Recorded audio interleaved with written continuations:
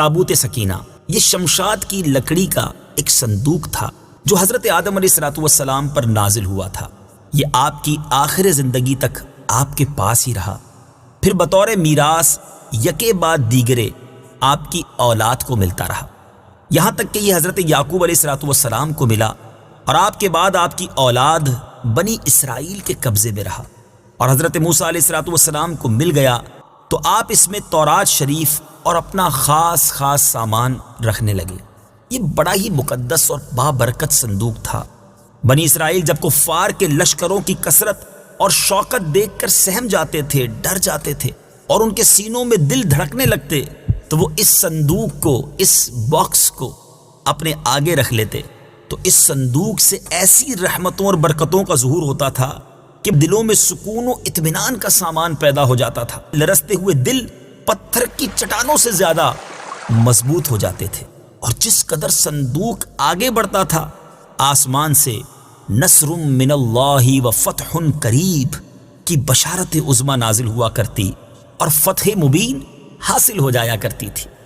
جی ہاں، بنی اسرائیل میں جب کوئی اختلاف پیدا ہوتا تھا تو لوگ اسی صندوق سے فیصلہ کراتے تھے۔ صندوق سے فیصلے کی آواز اور فتح کی بشارت سنی جاتی تھی۔ بنی اسرائیل اس صندوق کو اپنے آگے رکھ کر اور اس کو وسیلہ بنا کر دعائیں مانگتے تھے، تو ان کی دعائیں قبول ہوتی تھیں،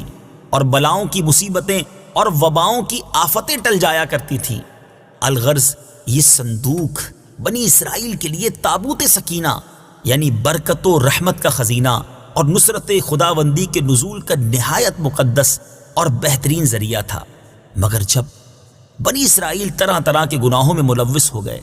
اور ان لوگوں میں عصیاں کی یعنی گناہوں کی سرکشی کا دورہ ہو گیا،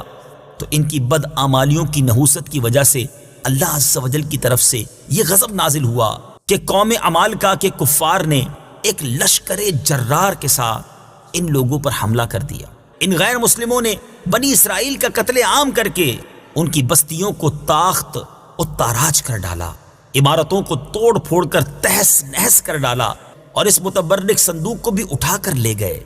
اس مقدس تبرک کو نجاستوں کے کوڑے خانے میں پھینک دیا۔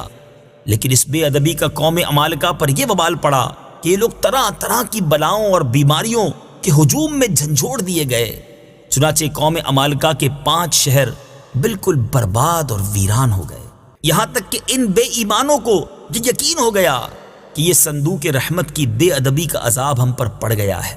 تو ان کافروں کی آنکھیں کھل گئیں۔ چنانچہ ان لوگوں نے اس مقدس صندوق کو ایک بیل گاڑی پر لاد کر بنی اسرائیل کی بستیوں کی طرف روانہ کر دیا۔ پھر اللہ تعالیٰ نے 4 فرشتوں کو مقرر فرما دیا جو اس مبارک صندوق کو بنی اسرائیل کے نبی حضرت شمویل علیہ السلام کی خدمت میں لائے۔ اس طرح پھر بنی اسرائیل کی کھوئی ہوئی نعمت دوبارہ ان کو مل گئی، اور یہ صندوق ٹھیک اس وقت حضرت شمویل کے پاس پہنچا جبکہ حضرت شمویل علیہ السلام نے طالوت کو بادشاہ بنایا تھا، اور بنی اسرائیل طالوت کی بادشاہی تسلیم کرنے پر تیار نہیں تھے، اور یہی شرط ٹھہری تھی کہ مقدس صندوق آ جائے تو ہم طالوت کی بادشاہی تسلیم کر لیں گے۔ چنانچہ صندوق آ گیا اور بنی اسرائیل طالوت کی بادشاہی پر رضامند ہو گئے۔ اب آپ غور کر رہے ہوں گے کہ اس تابوت سکینہ میں تھا کیا؟ اتنا مبارک، اتنی فضیلتیں بیان ہو رہی ہیں اور قرآنی واقعہ ہے۔ اب آئیے سنیے تابوت سکینہ میں کیا تھا۔ اس مقدس صندوق میں حضرت موسیٰ علیہ السلام کا عصا اور ان کی مقدس جوتیاں، اور حضرت ہارون علیہ السلام کا عمامہ، حضرت سلیمان علیہ السلام کی انگوٹھی، تورات کی تختیوں کے چند ٹکڑے، کچھ منو سلوا، اس کے علاوہ حضرت انبیاء کرام علیہ السلام کی صورتوں کے حلیے وغیرہ، یہ سب سامان اس میں تھے۔ آپ جاننا چاہیں گے کہ قرآن مجید فرقان حمید میں اس صندوق کا، اس تابوت سکینہ کا تذکرہ کہاں اور کیسے موجود ہے؟ چنانچہ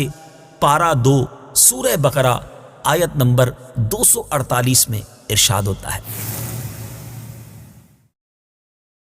وقال لهم نبيهم إن آية ملكه أن يأتيكم التابوت فيه